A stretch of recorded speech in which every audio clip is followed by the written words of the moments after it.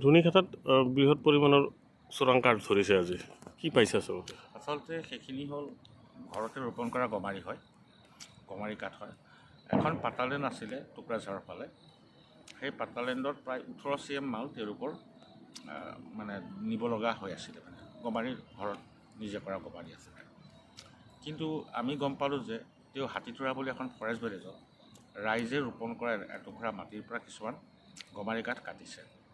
officially চাবলৈ গ'লে যে ৰাইজৰ মাটি বুলিতো কোনো কথা নাই এইটো চৰকাৰী মাটি হয় গতিকে আমি ধৰিছোঁ ধৰি পেলাই এতিয়া অনুসন্ধানৰ কাৰণে আজি চিজ কৰা হৈছে আমি কাইলৈ ইনকুৱাৰী এটা দিছোঁ আমাৰ প্ৰটেকশ্যন ৰেঞ্জ অফিচাৰ আৰু ACF যাব কি পৰিস্থিতিত তেওঁলোকে এনেকৈ কাঠখিনি নিব লগা হৈছে বা হেমাৰ চেমাৰ আছে নে গোটেইখিনি অনুসন্ধান কৰা হ'ব তাৰপিছতহে আমি বস্তুটো বাজেয়াপ্ত কৰাৰ সম্পৰ্কে আমি চিন্তা কৰিম কিমান টকাৰ কাঠ আছে তাত গমাৰিটো ঘৰত ৰোপণ কৰা গমাৰি খুব এটা দাম নহয় 300-400 টকা চেফটিৰে হয় খুব বেছি গ'লে 2 লাখ টকামানৰ কাঠ হ'ব পাৰে কিন্তু কাঠখিনি জংঘলৰ নহয় ঘৰত ৰোপণ কৰা কাঠ হয় প্ৰাইমাৰীলি ইলিগেল বুলি সন্দেহ কৰা হৈছে প্ৰাইমাৰীলি ইলিগেল মানে তেওঁ য'ত পাতালেণ্ড আছে তাৰ পৰা নি পেলাই বেলেগৰ পৰা কালেকশ্যন কৰা বুলি সন্দেহ কৰা হৈছে আসলে मानो फैदों बाव मा जायगा बेलाय रुनिखाटा रेन्ज बियो मानो फैदों आसलते बाव नोंसोर आसलते बाव फैनाय जाना मैया 11टा हरनि 11टा समाव नैबे 14 साखा ट्राकआ थारमाने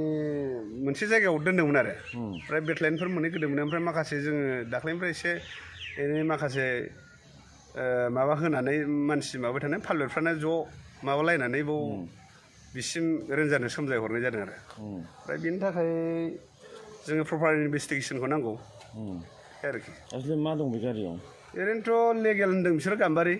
होमबाबो गाम्बारियाव जों बोरै बबेनिफ्राय मा पातालेण्ड ना मा जायखिजाया बेखौ प्रपार इनभेस्टिगेसन खालामनांगौ डिपार्टमेन्टेलि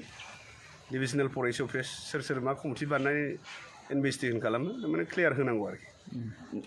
আসলে बबेनिफ्राय फैदों होननानै नोंसोर मिथिनायाव एसेसो आइडिया दं नामा मिथिनाय आइडिया माने रुनिखाटानि खोला बे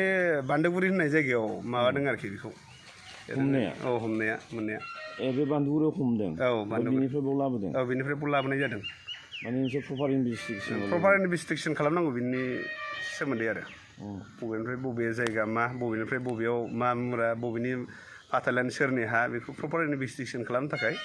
डिपार्टमेन्टखौ खावलायो आरोखि नोंसोर डिपार्टमेन्टनि माजों रायज्लायदों ना अफिसारफोरजों डिपार्टमेन्टेलिथ' जोङो माबा हिसाबै जों नियारेस्ट हिसाबै जोङो रेन्ज अफिसारनाव कल खालामदों बिनिफ्राय माबाबाय आरोखि लायदों बियो थांदों सारा गावनि टिमफोरखौ लाना फैदों बे आरो सानथिफुरनि स्टाफफोरबो दंमोन बेटालियन ओमफ्राय गावजों लोगोसे गोदान ग्रिन हान्स मोनसे टिम दंफैयो बिसोरबो दंमोन आरो बिसोरखौ लानानै लायदों आरो दे